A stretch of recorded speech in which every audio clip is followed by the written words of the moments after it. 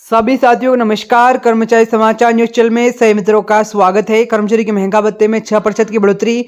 PM Modi की latest जानकारी update को हम इस प्रकार चैनल के माध्यम से जानेंगे। सरकारी कर्मचारी के लिए खुशखबरी, महंगा भत्ता 6% बढ़ा, डीआई लिस्ट 26। जी हाँ साथियों, आप देख रहे हैं पीएम मोदी की बड़ी महत्वपूर्ण अपडेट और लेटेस्ट जानकारी को इस प्रकार हम चैनल के माध्यम से जानेंगे। जितने भी एम्प्लॉयज कर्मचारी जुड़े हैं सभी से मेरा निवेदन है, चैनल को सब्सक्राइब करें, इस वीडियो को शेयर करें। डीआई लिस्ट 26 देश भर के केंद्रीय सरकारी कर्मचारी का दिन कार्यरत लाखों कर्मचारी पेंशन भोगियों के लिए एक बहुत ही महत्वपूर्ण खबर सामने आई है। जनवरी 26 से महंगा भत्ता जिसे डीए डीनस अलाउंस के नाम से जाना जाता है, अब 50% के महत्वपूर्ण स्तर पर पहुंच चुका है। यह केवल एक बड़ा ही आंकड़ा नहीं बल्कि कर्मचारी की आय में वित्तीय स्थिति के लिए निर्णायक मोड़ है। जब डीए स्तर तक पहुंचता है तो मोड़ अब जब डीए स्तर पर तक पहुंचता है तो अक्सर उसे मूल वेतन में शामिल करने की चर्चा भी जोर पकड़ लेती है।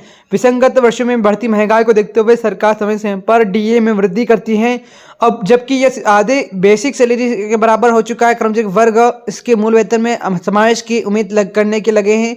और यह कदम केवल उनकी वित्तीय स्थिति को सुधार नहीं करेगा बल्कि अन्य भत्तों और सुविधाओं को भी सकारात्मक असर डालेगा। कर्मचारी यूनियनों की मांग और दबाव की बात की जाए तो कर्मचारी संघों और यूनियनों ने एक डीए को बेसिक सैलरी मर्ज करने की मांग जोर शोर से उठाई। उनका तर्क है कि जब यह भत्ता मूल वेतन में हिस्सा बन जाएगा तो कर्मचारी की कुल आय स्थायी रूप से बढ़ेगी, जिससे पेंशनभोगी की पेंशन राशि भी वृद्धि होगी। हालांकि आरटीओ चयन आयोग के गठन को लेकर कर्मचारी में कुछ असंतोष भी देखा जा रहा है।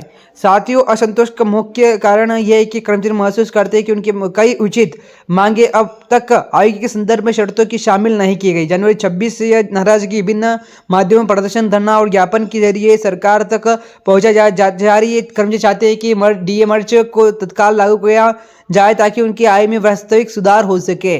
साथियों, इस प्रकार पूरी अपडेट को जरूर देखिए। मूल वेतन विलय मिलने वाली फायदे। महंगा भत्ता सरकार द्वारा कर्मचारी को बढ़ती महंगाई के राहत देने के लिए दिया जाता है। जब यह 50% तक पहुंचता है तो उसका मूल वेतन समावेश करने से व्यापक और दीर्घकालीन फायदे मिलते हैं। मान लीजिए किसी कर्मचारी की बेसिक सैलरी 20,000 रुपये, 50% डीए मिलाने पर यह 10,000 रुपये बढ़कर 30,000 रुपये हो जाएंगे। यह 50% वृद्धि यह गणना प्रत्येक श्रेणी और पद के कर्मचारी पर समान रूप से लागू होगी। इसका अर्थ है कि कर्मचारी की आय में स्थायी और अनुचित वृद्धि होगी। सहायक भत्तों में भी होगी बढ़ोतरी। मूल वेतन वृद्धि का फायदा केवल बेसिक सैलरी तक सीमित नहीं रहेगा। सरकारी वेतन संरचना अधिकतर लोक भत्तों जैसे मकान किराया भत्ता, यात्रा भत्ता, चिकित्सा और अन्य की गणना बेसिक सैलरी प्रतिशत के आधार पर होती है। साथ ही इस प्रकार आपने बड़ी महत्वपूर्ण अपडेट को जाना होगा। चैनल को सब्सक्राइब नहीं किया है, चैनल को सब्सक्राइब कर लीजिए, इस वीडियो को शेयर करें। मिलता है नेक्स्ट वीडियो में, जब तक के लिए बने रहे आपके अपने यूट्यूब चैनल के माध्यम से। जय हिंद, जय भारत।